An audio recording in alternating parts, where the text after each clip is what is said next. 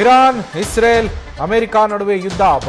ಭಾರತದಲ್ಲಿ ಈಗ ತೈಲ ಬಿಕ್ಕಟ್ಟು ಹೆಚ್ಚಾಗ್ತಾ ಇದೆ. ಭಾರತದ ತೈಲ ಹಡಗು ಟ್ಯಾಂಕರ್ ಸಾಗಾಟಕ್ಕೆ ಇರಾನ್ ಒಪ್ಪಿಗೆ ಕೊಟ್ಟಿರುವಂತದ್ದು ಈ ನಡುವೆ ಇದು ಖುಷಿಯ ಸುದ್ದಿ.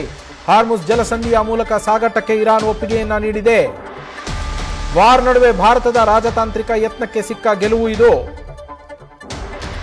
ಸಚಿವ ಜೈಶಂಕರ್ ಇರಾನ್ನ ವಿದೇಶಾಂಗ ಸಚಿವರ ಜೊತೆಯಲ್ಲಿ ಚರ್ಚೆಯನ್ನ ನಡೆಸಿದ್ದು ಅದು ಸಕ್ಸಸ್ ಆಗಿದೆ. ಇರಾನ್ನ ವಿದೇಶಾಂಗ ಸಚಿವರ ಜೊತೆ ಮಾತುಕತೆ ಯಶಸ್ವಿಯಾಗಿದ್ದು ಹಾರ್ಮುಜ್ ಜಲಸಂಧಿಯ ಮೂಲಕ ಭಾರತದ ತೈಲ ಹಡಗುಗಳು ಸಾಗಾಟಕ್ಕೆ ಅನುಮತಿ ಸಿಕ್ಕಿದೆ. ತೈಲ ಮತ್ತು ಎಲ್ಪಿಜಿ ಸಿಲಿಂಡರ್ ಪೂರೈಕೆ ಭಾರತಕ್ಕೆ ಸರಾಗವಾಗಲಿದೆ. ಇದರಿಂದ ನಿಜಕ್ಕೂ ತೈಲ ಬಿಕ್ಕಟ್ಟಿನ ನಡುವೆ ಅದರಲ್ಲೂ ಎಲ್ಪಿಜಿ ಸಿಲಿಂಡರ್ ಕೊರತೆ ಕಾಡ್ತಾ ಇರುವಂತಹ ಈ ಸಂದರ್ಭದಲ್ಲಿ ಭಾರತದಲ್ಲಿ ಇದು ನಿಜಕ್ಕೂ ದೊಡ್ಡ ಯಶಸ್ಸು ಅಂತಲೇ ಹೇಳ್ಬೋದು. ಹಾರ್ಮುಜ್ ಜಲಸಂಧಿಯನ್ನ ಬಂದ್ ಮಾಡಲಾಗಿದೆ. ಭಾರತದ ಪರ ಇರಾನ್ ಸಾಫ್ಟ್ ಕಾರ್ನರ್ ಅನ್ನೇ ಹೊಂದಿತ್ತು. ಈ ನಡುವೆ ಜೈಶಂಕರ್ ಮಾತುಕತೆ ಯಶಸ್ವಿಯಾಗಿದ್ದು ಅವಕಾಶ ಸಿಕ್ಕಿದೆ. ನಮ್ಮ ಸ್ಪೆಷಲ್ ಕರೆಸ್ಪಾಂಡೆಂಟ್ ಚಂದ್ರಮೋಹನ್ ಫೋನ್ ಸಂಪರ್ಕದಲ್ಲಿದ್ದಾರೆ. ಚಂದ್ರಮೋಹನ್, ನಿಜಕ್ಕೂ ಇದೊಂದು ದೊಡ್ಡ ಯಶಸ್ಸು ಅಂತಾನೆ ಹೇಳ್ಬೋದು. ಅದರಲ್ಲೂ ಈಗಿರುವ ಪರಿಸ್ಥಿತಿಯಲ್ಲಿ ಇದರಿಂದ ಭಾರತದಲ್ಲಿ ಈಗ ಎದುರಾಗಿರುವ ತೈಲ ಬಿಕ್ಕಟ್ಟು, ಗ್ಯಾಸ್ನ ಬಿಕ್ಕಟ್ಟು ಬಗೆಹರಿಬಹುದಾ? ಖಂಡಿತ ನವೀನ್, ಈಗ ಭಾರತದಲ್ಲಿ ಎದುರಾಗಿರುವ ಎಲ್ಪಿಜಿ ಸಿಲಿಂಡರ್ನ ಬಿಕ್ಕಟ್ಟು ಬಗೆಹರಿಯುವಂತಹ ಮಹತ್ವದ ಬೆಳವಣಿಗೆಯೊಂದು ನಡೆದಿದೆ. ಮುಖ್ಯವಾಗಿ ಭಾರತದ ವಿದೇಶಾಂಗ ಸಚಿವ ಜೈಶಂಕರ್ ಅವರು ಇರಾನ್ನ ವಿದೇಶಾಂಗ ಸಚಿವ ಅಗರ್ಚಿ ಅವರ ಜೊತೆಗೆ ಮಾತುಕತೆಯನ್ನು ನಡೆಸಿದ್ರು. ಮುಖ್ಯವಾಗಿ ಹೊರ್ಮುಜ್ ಜಲಸಂಧಿಯ ಮೂಲಕ ಭಾರತದ ತೈಲ ಹಡಗುಗಳು, ಟ್ಯಾಂಕರ್ಗಳು ಮತ್ತು ಎಲ್ಪಿಜಿ ಈ ಮೂರನ್ನು ಕೂಡ ಸರಾಗವಾಗಿ ಸಾಗಾಟ ಮಾಡಲಿಕ್ಕೆ ಅನುಮತಿಯನ್ನ ಕೊಡಬೇಕು, ಒಪ್ಪಿಗೆಯನ್ನು ಕೊಡಬೇಕು.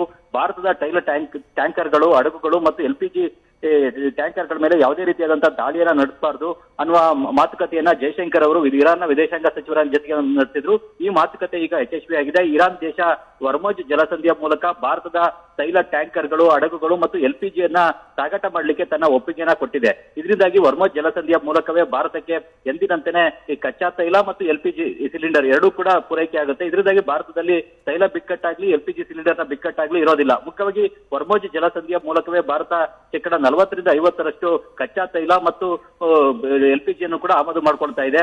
ಎಲ್ಪಿಜಿ ಸಿಲಿಂಡರ್ನ ವಿಷಯಕ್ಕೆ ಬರೋದಾದ್ರೆ ಎಲ್ಪಿಜಿ ಸಿಲಿಂಡರ್ನ ಪೈಕಿ ಸುಮಾರು 50ರಿಂದ 60ರಷ್ಟು ಎಲ್ಪಿಜಿ ಸಿಲಿಂಡರ್ನ ಭಾರತ ವಿದೇಶಗಳಿಂದಲೇ ಆಮದು ಮಾಡ್ಕೊಳ್ತಾ ಇದೆ. ಇನ್ನು ಉಳಿದಂತೆ 30ರಿಂದ 40ರಷ್ಟು ಮಾತ್ರನೇ ಭಾರತದಲ್ಲಿ ಉತ್ಪಾದನೆಯನ್ನ ಮಾಡಲಾಗ್ತಾ ಇತ್ತು. ಈಗ ಶೇಕಡ 50ರಿಂದ 60ರಷ್ಟು ಎಲ್ಪಿಜಿ ಸಿಲಿಂಡರ್ ಸರಿಯಾಗಿ ಪೂರೈಕೆ ಆಗದ ಕಾರಣಕ್ಕಾಗಿಯೇ ಭಾರತದಲ್ಲೂ ಕೂಡ ಈಗ ಎಲ್ಪಿಜಿ ಸಿಲಿಂಡರ್ನ ಬಿಕ್ಕಟ್ಟು ಉಂಟಾಗಿದೆ. ಇದು ಹೋಟೆಲ್ಗಳಿಗೆ, ರೆಸ್ಟೋರೆಂಟ್ಗಳಿಗೆ ತಟ್ಟಿದೆ. ಈಗ ಮನೆ ಬಳಕೆಯ ಸಿಲಿಂಡರ್ಗಳು ಕೂಡ ಕೊರತೆ ಆಗ್ತಕ್ಕಂಥ ಭೀತಿ ಕಾಡ್ತಾ ಇತ್ತು. ಮನೆ ಬಳಕೆ ಸಿಲಿಂಡರ್ಗಳು ಕೂಡ ದೇಶದಲ್ಲಿ ಬುಕ್ ಮಾಡ್ಲಿಕ್ಕೆ ಆಗ್ತಾ ಇಲ್ಲ. ಎಲ್ಪಿಜಿಯ ಗ್ಯಾಸ್ ಏಜೆನ್ಸಿಗಳ ಮುಂದೆ ಜನ ಕ್ಯೂನ ನಿಲ್ತಾ ಇದ್ದಾರೆ. ಪ್ಯಾನಿಕ್ ಆಗಿ ಸಿಲಿಂಡರ್ ಗಳನ್ನ ಖರೀದಿ ಮಾಡ್ತಾ ಇದ್ದಾರೆ. ಆದ್ರೆ ಈಗ ಈ ಎಲ್ಲಾ ಸಮಸ್ಯೆಗಳು, ಬಿಕ್ಕಟ್ಟುಗಳು ಪರಿಹಾರ ಆಗತಕ್ಕಂತಹ ಮಹತ್ವದ ತೀರ್ಮಾನವನ್ನ ಈಗ ಇರಾನ್ ದೇಶ ತೆಗೆದುಕೊಂಡಿದೆ. ಹೊರ್ಮುಜ್ ಜಲಸಂಧಿಯ ಮೂಲಕವೇ ಭಾರತದ ತೈಲ ಟ್ಯಾಂಕರು, ಹಡಗುಗಳು ಮತ್ತು ಎಲ್ಪಿಜಿ ಸಿಲಿಂಡರ್ ಮೂರನ್ನು ಕೂಡ ಸಾಗಾಟ ಮಾಡಲಿಕ್ಕೆ ಒಪ್ಪಿಗೆಯನ್ನು ಕೂಡ ಕೊಟ್ಟಿದೆ. ಹೀಗಾಗಿ ಈಗ ಮುಂದೆ ಭಾರತಕ್ಕೆ ಈ ಒಂದು ಹೊರ್ಮುಜ್ ಜಲಸಂಧಿಯ ಮೂಲಕ ಮೂರನ್ನು ಕೂಡ ಆಮದು ಮಾಡ್ಕೊಳ್ಳಿಕ್ಕೆ ಅವಕಾಶ ಆಗುತ್ತೆ. ಮತ್ತು ಭಾರತ ಕೂಡ ಇದುವರೆಗೂ 27 ದೇಶಗಳಿಂದ ಕಚ್ಚಾ ತೈಲ ಮತ್ತು ಎಲ್ಪಿಜಿಯನ್ನು ಆಮದು ಮಾಡ್ಕೊಳ್ತಾ ಇತ್ತು.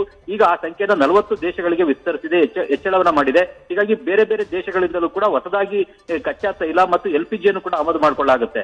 ಈಗ ಈ ಸಾಂಪ್ರದಾಯಿಕವಾಗಿ ಭಾರತ ಗಲ್ಫ್ ರಾಷ್ಟ್ರಗಳು, ಇರಾನು, ಇರಾಕ್ ಈ ತರದ ದೇಶಗಳನ್ನೇ ಕಚ್ಚಾ ತೈಲಕ್ಕಾಗಿ ಆಮದು ಡಿಪೆಂಡ್ ಆಗಿತ್ತು. ಜೊತೆಗೆ ಇತ್ತೀಚೆಗೆ ರಷ್ಯಾ ಮತ್ತು ಉಕ್ರೇನ್ ಆರಂಭ ಆದ ಬಳಿಕ ರಷ್ಯಾದಿಂದಲೂ ಕೂಡ ಕಚ್ಚಾ ತೈಲವನ್ನ ಖರೀದಿ ಮಾಡ್ತಾ ಇತ್ತು.